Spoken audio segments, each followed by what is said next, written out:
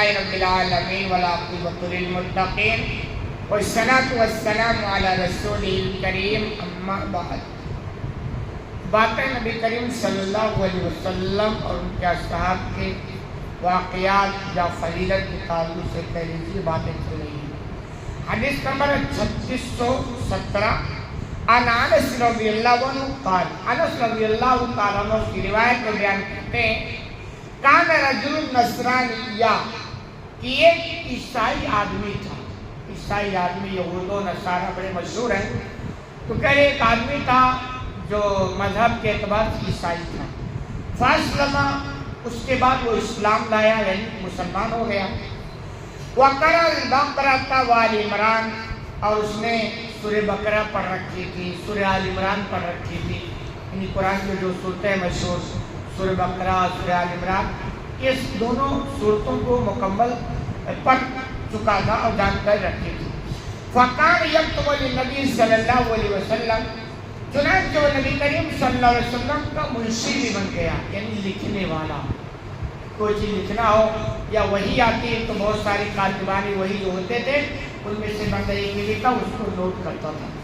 یہ تھا یہود کے عیسائی مسلمان ہو گیا، سورہ آل عمران پڑھ لیا، سورہ بقرہ کی جانکاری لی اور نبی کریم صلی اللہ علیہ وسلم کے منشیوں میں شمار ہو گیا۔ کہنے فعادہ نصرانیہ، چنانچہ اس کے بعد وہ مرتد ہو گیا، یعنی اسلام سے چلا گیا، چھوڑ دیا۔ ایسا بہت کم واقعہ ہوا۔ اب اس کے پیچھے کئی وجہ ہو سکتی ہے۔ ایک وجہ یہ بھی ہو سکتی ہے کہ ہو سکتا ہو بندہ مسلمان ہی نہ بنا ہو، بس ایسے ہی کوئی حکمت، کوئی پالیسی، کوئی عیائی مکاری کے حساب سے وہ کہہ دیا میں مسلمان ہو گیا ہوں، یہ ایک چیز۔ دوسری چیز یہ بھی سمجھ میں آتا ہے کہ بسا اوقات ہو سکتا ہو کسی دنیاوی لالچ میں وہ مسلمان بنا ہو اور اس کو بعد اس کو وہ نہ ملا ہو تو بولا سمجھا یار مسلمان ہونے کا کیا فائدہ۔ جیسے بہت سارے لوگ نماز پڑھتے ہیں نا تو سمجھتے ہیں نماز پڑھنے کا مطلب اب روزی کے مسئلے حل ہو جائیں گے، نوکری لگ جائے گی، یہ بیماری ختم ہو جائے گی، انہی ساری نیتوں کے ساتھ نماز پڑھنے آتے ہیں اور اس کے بعد جب جلدی سے وہ مسئلہ حل نہیں ہوتا ہے تو رفو چکر ہو جاتے ہیں۔ تو یہ بھی چانس ہے کہ وہ بندہ دنیاوی لالچ میں آیا ہو اور اس کے بعد اس کو نہ دکھا ہو تو اپنے الٹا پر چلا گیا۔ تیسری چیز یہ کہ بسا اوقات کیا ہوتا ہے آدمی کے کچھ ایسے کارنامے ہو جاتے ہیں اور اللہ سخت ناراض ہوتا ہے تو پھر کیا کرتا ہے اس بندے کو اپنے دربار سے دھتکار دیتا ہے۔ ابلیس کو اللہ نے دھتکارا ہی تو ایک سبب پیدا ہو گیا۔ تو چونکہ اسلام یہ بہت بڑی نعمت ہے، آپ مسلمانوں کے اسلام کیا بہت بڑی نعمت ہے، تو ہو سکتا ہے اس نے کچھ ایسے کارنامے انجام دیے ہو تو اللہ ہی کو پتہ ہے، جس کی وجہ سے اللہ ناراض ہوا اور اس کو اس اسلام جیسی عظیم نعمت سے ہی محروم کر دیا۔ تو ایسے حالات ہوتے ہیں، ایسے ہم سب کو جانا چاہیے۔ اللہ جب بندوں سے ناراض ہوتا ہے تو دھن دولت پہلے نہیں چھینتا ہے، پہلے فرصت میں اپنے دربار سے دور کر دیتا، اپنی عبادتوں سے دور کر دیتا، اپنے اللہ والی محفلوں سے دور کرتا ہے، دھتکار دیتا ہے۔ یہ اللہ کی حکمت ہے۔ ایک چیز۔ دوسری چیز یہ کہ دیکھو اسلام میں اگر کوئی مرتد ہو جائے تو پھر اس کی سزا جانتے ہیں، سیدھے گھر میں ماری جاتی ہے۔ لوگ اس پر خوب معاملہ مچاتے ہیں، یار یہ کوئی مسئلہ ہے، مذہب ہے کہ اگر آپ اسلام سے پھرو گے تو گردن مار دی جائے گی۔ ہاں صاحب ہے، اس کی وجہ ہے اسلام کے اندر لا اکراہ فی الدین، کوئی زور زبردستی نہیں۔ آپ مسلمان نہ ہو آپ کو کوئی نہیں مارے گا، کوئی زبردستی آپ کو مسلمان نہیں بنائے گا۔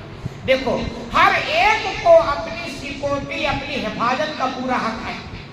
بھائی آپ جس ملک میں رہتے ہیں ملک کا ایک قانون ہے، دوسرا ملک والا اگر اس میں آنا چاہتا ہے تو ملک کا نیم ہے بھائی ہمارے اس ملک کے قانون کے حساب سے آپ کو رہنا ہے تو آؤ، ورنہ نہیں آؤ۔ کوئی زور زبردستی ہمارے ملک میں آپ کو آنے کی ضرورت نہیں۔ تو اسلام یہ ایک مذہب ہے، اپنی حفاظت کا اس نے ایک اصول بنایا ہے کہ بھائی ہمارے مذہب میں نہ آؤ، کوئی زور زبردستی نہیں ہے، لیکن آنا ہے تو پورے چھان بین تحقیق اور حواس سے آؤ، کیونکہ آنے کے بعد ریورس گیئر آپ کے لیے چانس نہیں۔ تو اس میں کیا ہوتا، کیا لوگ گیم کھیلتے تھے، کیا کرتے تھے وہ کرتے تھے صبح مسلمان ہو جاؤ اور شام کو کافر ہو جاؤ، یا شام کو مسلمان ہو جاؤ اور صبح کافر ہو جاؤ، پھر کیا ہوگا کہ تمہارا دیکھیے نا یہ جو اوریجنل مسلمان بنے بیٹھے یہ بھی اسی ہوا کے ساتھ بہ جائیں گے۔ تو ظاہر سی بات اسلام مذہب کو دیا اللہ سے کوئی گیم نہیں کھیل سکتا ہے۔ غالباً ممکن ہے کہ اللہ ایسے غداروں کا علاج کیا ہے کہ اندر آنا ہے تو سوچ سمجھ کر آنا، جانے کا کوئی آپشن نہیں، تو اس میں کوئی آپتی نہیں۔ بھائی ہم نہیں زبردستی کہتے آپ مسلمان ہو، لیکن اگر ہو رہے ہو تو بھائی آگے واپس جانے کا آپشن نہیں۔ اچھا دوسری بات، یہ جو قتل کی سزا ہے یہ ایسا نہیں کہ کوئی بھی اٹھے اور گردن مار دے، نہ اس کی اتھارٹی نہیں ہے، یہ قانون کی ہوتی ہے، ملک کی ذمہ داری ہوتی ہے کہ اگر اسلامی حکومت ہو، اسلامی ملک ہو تو وہ جو قانون ہوگا، جو جج ہوگا اس کا یہ کام ہوگا۔ فرداً کسی کو ہتھیار اٹھانے کی اجازت نہیں ہے، کیونکہ اس میں فتنے ہیں۔ دور جاہلیہ میں جو جنگیں چلتی تھی وہ معاملہ کبھی یہی تھی کہ ایک قبیلے کا آدمی اگر دوسرا قبیلہ والا مارتا تو اس قبیلے سے بدلہ لینے کے لیے 40 سال جنگیں چلتی۔ تو یعنی وہ کس کا کام ہوگا؟ قانون کا کام ہوگا، حکومت کا کام ہوگا۔ تو ایسے وہ بندہ مرتد ہو گیا۔ مرتد ہونے کے بعد کیا ہوا؟ فَقَانَ يَقُولُ مَا يَدْرِ مُحَمَّدُ إِلَّا مَا كَتَبْتُ لَهُ۔ جب مرتد ہو کے وہ چلا گیا تو یہ وہ پرچار کرنے لگا کہ محمد صلی اللہ علیہ وسلم کو تو کچھ آتا جاتا ہے ہی نہیں، اس کو تو وہی آتا ہے جو میں نے لکھ دیا ہے، یعنی یہ کہ میں رہ کے اور بہت سارے لکھا پڑھا کے آ گیا ہوں اور یہی ان کو پتا ہے، اس کے علاوہ کچھ نہیں آتا۔ یہ مرتد ہونے کے بعد اس نے ایسا پرچار کیا۔ کہہ رہے پھر کیا ہوا؟ فَأَمَاتَهُ اللہ نے اس کو موت دے دی۔ موت تو سب کو آنی ہے، وہ الگ بات ہے، ہم تھوڑا الرٹ نہیں ہے، لیکن کب کس کا بلاوا آ جائے کچھ پتہ نہیں ہے، اس لیے ہمیشہ ہمیں ہوشیار رہنا چاہیے، آخرت کی تیاری میں ہمیشہ رہنا چاہیے۔ کہہ رہے کہ جب مر گیا اللہ نے اس کو وفات دی دی، فَدَفَنُوهُ تو قوم کے لوگوں نے اس کو دفن کر دیا زمین میں۔ فَأَصْبَحَ وَقَدْ لَمْزَتْهُ الْأَرْضُ جب صبح ہوئی تو دیکھا کہ قبر میں اس کے لاش کو باہر اٹھا کے پھینک دیا۔ کہہ رہے پھر کیا ہوا؟ فَقَالُوا هَذَا فِعْلُ مُحَمَّدٍ وَأَصْحَابِهِ لَمَّا هَرَبَ مِنْهُمْ نَبَشُّوا عَنْ صَاحِبِنَا فَعَلْتُوهُ تو ان کے قوم کے لوگوں نے کہا کہ یہ کام محمد صلی اللہ علیہ وسلم اور ان کے ساتھیوں کا ہوا ہے، کیونکہ یہ ان کے دین سے پھر کے واپس اپنے مذہب میں آ گیا ہے، تو ایسا لگتا ہے انہی لوگوں نے اس کے قبر سے لاش نکال کے باہر کیا۔ کہہ رہے پھر کیا ہوا؟ فَحَفَرُوا لَهُ فَأَبَقُوا تو دوبارہ انہوں نے اس کی قبر کو اور زیادہ گہری کھودی اور اس کے اندر دفن کی۔ فَأَصْبَحُوا كَلَّمْزَتُ الْأَرْضِ کہہ رہے جب صبح ہوئی تو پھر دیکھا قبر اٹھا کے پھر لاش باہر پھرتی ہے۔